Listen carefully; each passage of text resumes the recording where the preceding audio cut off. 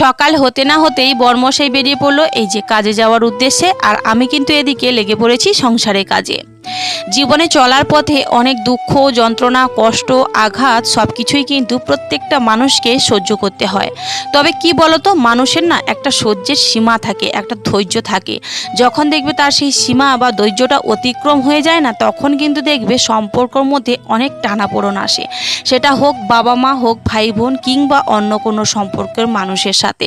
আসলে কি বলতো, মানুষ সব কিছুই সহ্য করতে পারে, কিন্তু অসম্মান, অপমান আর চরম আঘাত এগুলো কিন্তু মানুষ, যে কোনো মানুষ কিছুতেই কিন্তু রোজকার দিনের মতো সহ্য করতে পারে না। কারণ সেও একটা মানুষ, তারও শরীর কিন্তু রক্ত মাংসে গড়া।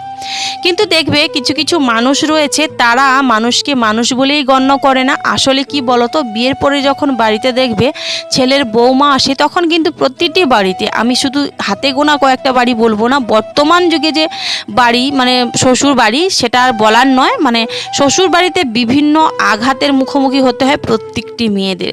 তার সাথে সাথে তার বাড়ির ছেলেটাকেও আঘাতের জর্জরিত হতে দেখা যায়। আসলে কথাগুলো বলতাম না, এটা হচ্ছে আমার রিয়েল লাইফের ঘটনা। বিয়ের পর থেকে অনেকের কাছে আঘাত, যন্ত্রণা, কটু কথা প্রচুর প্রচুর শুনেছি। আর এটাও শুনেছি যাতে আমাদের সম্পর্কটা বিচ্ছিন্ন হয়ে যায়। দেখো, সম্পর্ক এতটাও ঠুনকো নয় যে চাইলেই বিচ্ছিন্ন করা যায়, তাই না? যে পুরুষ দেখবে এক নারীতে আসক্ত, সেই পুরুষ কিন্তু কখনো সেই নারীকে ছেড়ে অন্য কোথাও যাওয়ার কথা ভাবতেই পারে না।